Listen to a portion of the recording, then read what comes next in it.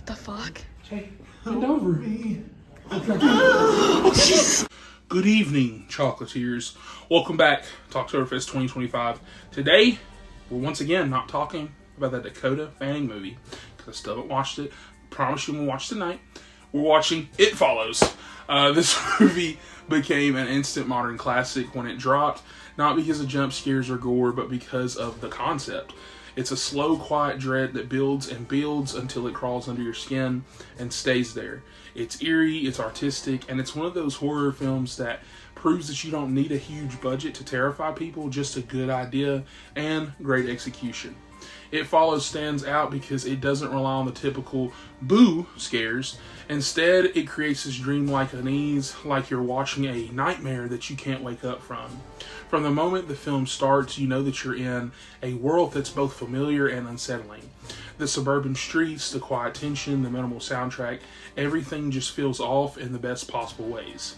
The film centers around Jay, played by Maika Monroe, a young woman who, after an intimate encounter with some man, learns that he's passed something on to her, not a disease, but a curse. A supernatural entity that's now going to follow her slowly, endlessly, until it catches her and kills her, which is terrifying, by the way.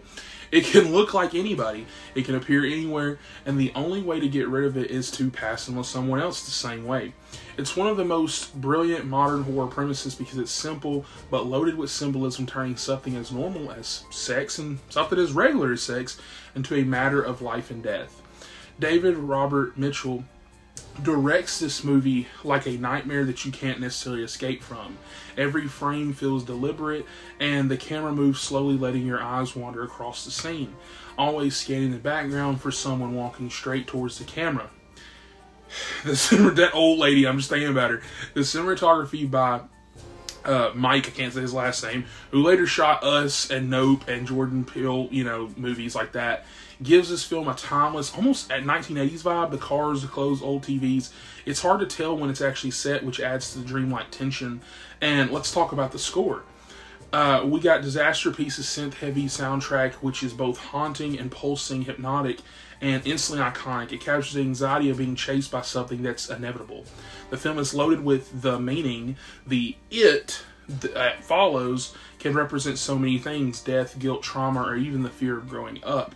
It's not necessarily about sex, it's about the inevitability of morality or mortality, and the idea that we are being followed by something that we can't escape. No matter how fast we run, it's always walking towards us. The fact that the entity walks and never runs is genius because it's not about the speed, it's about inevitability.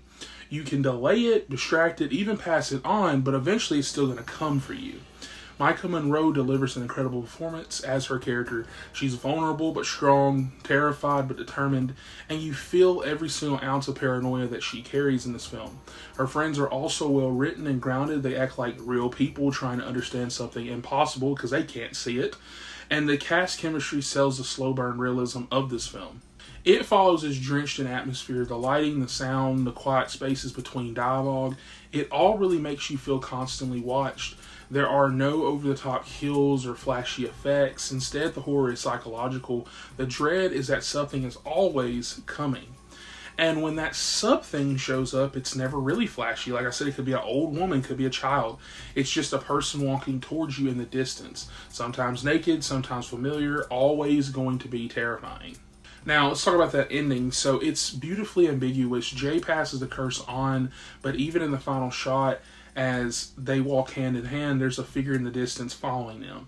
It's never confirmed whether they're free or not, and that's the brilliance of it, because he could very well get killed the next day and then go right back to her. You leave the movie with the same unease as the characters, because the curse isn't gone, it's just waiting. It Follows is one of the best horror films of the 2010s because it's bold, unsettling, and deeply metaphorical. It's not about jump scares, it's about fear as a concept. It's slow, inescapable, inevitable.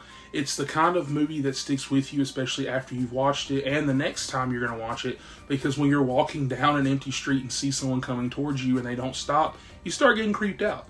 It's a haunting, intelligent, and masterfully crafted horror film that will follow you long after these credits roll. with that, that is another one down Oktoberfest 2025. Let me know what you guys thought in the comments below. What do you think the It really represents? And are you excited for the sequel? Because they are making one, I think, coming out, next year?